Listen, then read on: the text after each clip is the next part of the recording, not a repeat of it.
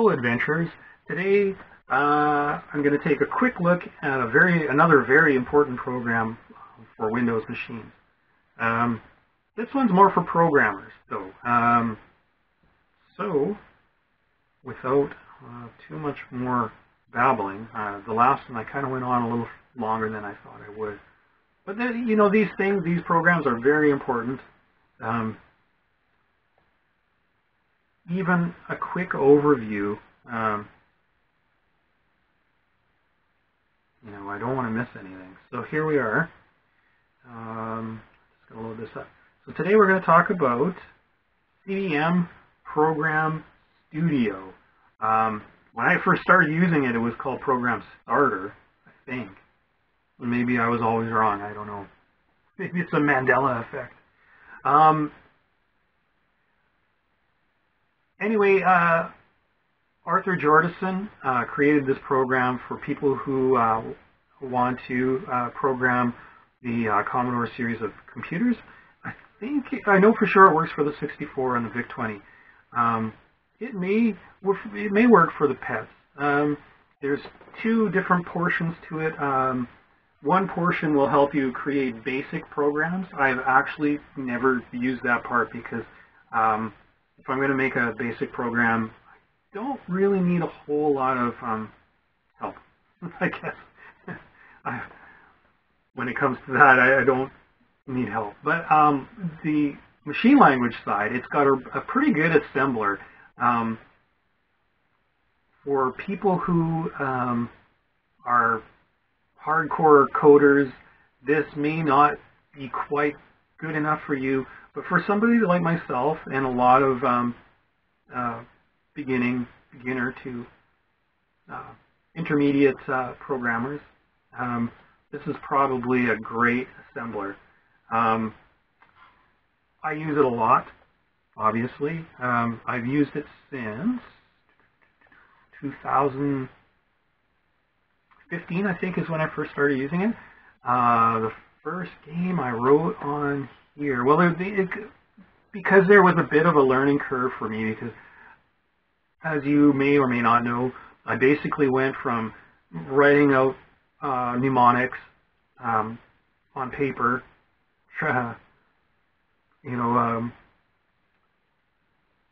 them into the actual numbers, putting them into data statements, poking it into memory. I went from that stage to try and figure out what labels were, etc., etc. So it was a little bit of a learning curve. So I started out with small programs that I think ended up on the first version of Distractions. I think Cowboys might have been the first program. I used that for the movement. Yeah, I think so. And then I also used it for random movement for widgets on that as well.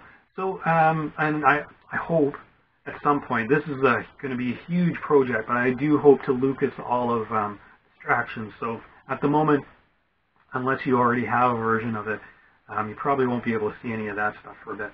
So going back, then I'm not sure what the first full program was. I believe it was Cygnus, the no expansion game that I made. Text adventure, sorry. So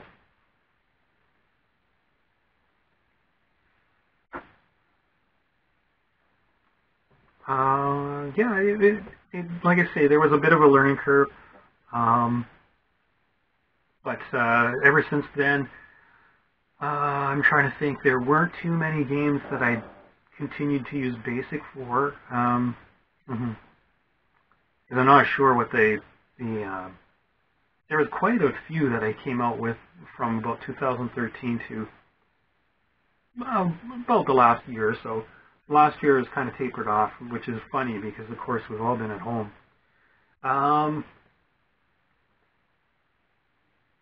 But yeah, I'm pretty sure around 2015, 2016, I programmed my last BASIC game and said, nope, no more. Okay, so I decided to really quickly do this second time because I started doing what I call circular rambling, which is basically I have no idea what I'm talking about, so I just say that things are really great over and over and over again.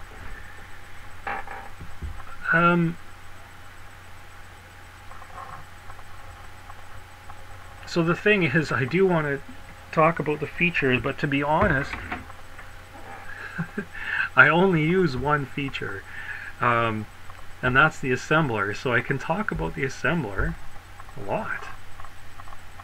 Well, but I mean, the fact of the matter is, it's the assembler is relatively technical, and unless you use an assembler, you probably don't really know or care.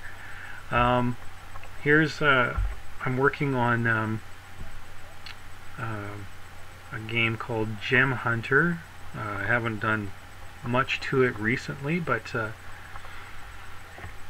just kind of quickly go through. So I just have some comments at the top when I started, where the program starts.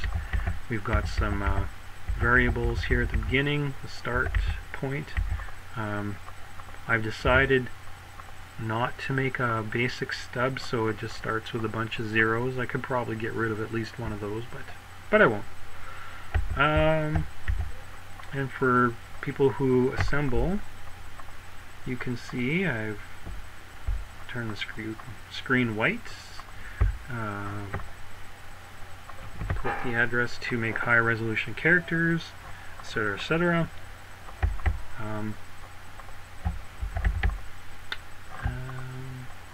I don't know that there's really, like I say, it's fairly technical, so I'm not going to go into that too much. Just that I have found it's a fantastic tool for me. Once I'm done, I can go into the build and save it as a disk, and then open it up in Xvid.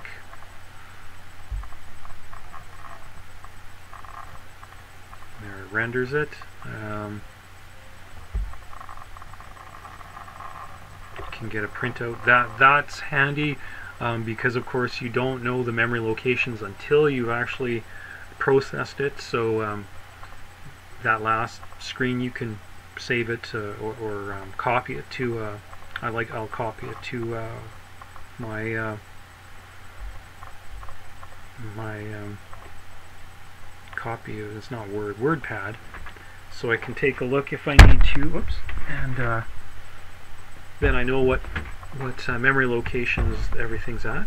But so we can save it as a PRG, or we can save it as an image or a P00. Oh, cartridge file. Didn't know I could do that, but yeah. Anyway, so you just save it as whatever you like. A PRG you can load automatically with Vice. Sometimes you don't want that to happen, so maybe a D64 is handier. And we'll just give it a... So we've named the disk, now we're just naming the file on the disk, and I don't usually go with simple things like that. And yeah, so I just kind of go through, program, debug, back and forth until I'm done. But this does quite a bit more.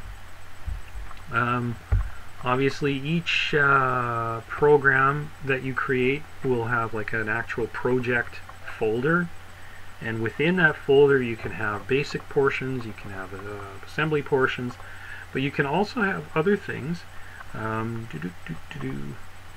here